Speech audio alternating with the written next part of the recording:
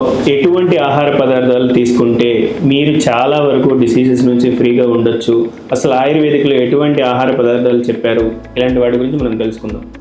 నమస్తే, నా పేరు doctor Kishore Kumar. Welcome to Maitri Ayurveda.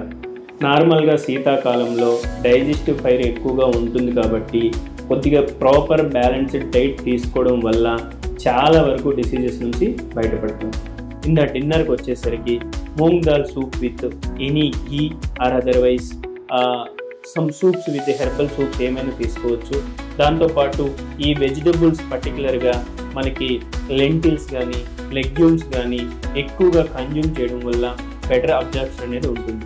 దీంతోపాటు నైట్ డిన్నర్ తర్వాత పడుకునే ముందు ఏదైతే ఆయుర్వేదిక్ వేలో చెప్పారో అశ్వగంధ పౌడర్ ఒక 1/2 teaspoon with 1 cup of milk తీసుకోవడం వల్ల బెటర్ డైజెషన్తో పాటు బాడీలో ఉండే వాత దోషాన్ని కంట్రోల్ చేసి స్లీప్ని ఇంక్రీజ్ చేయడానికి హెల్ప్ అవుతుంది.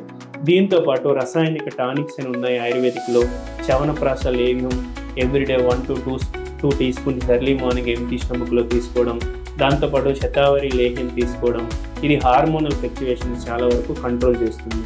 ఇలాంటి డైట్ మీరు ఫాలో అవ్వడం వల్ల వెయిట్ అనేది గ్రాడ్యువల్గా కంట్రోల్ అవుతూ చాలా వరకు డైజెస్టివ్ న్యూట్రియంట్స్ అనేది బాడీకి ఇవ్వడం అనేది జరుగుతుంది. ఈ వీడియో మీకు నచ్చినట్టయితే ఈ వీడియోని షేర్ చేయండి. నమస్తే.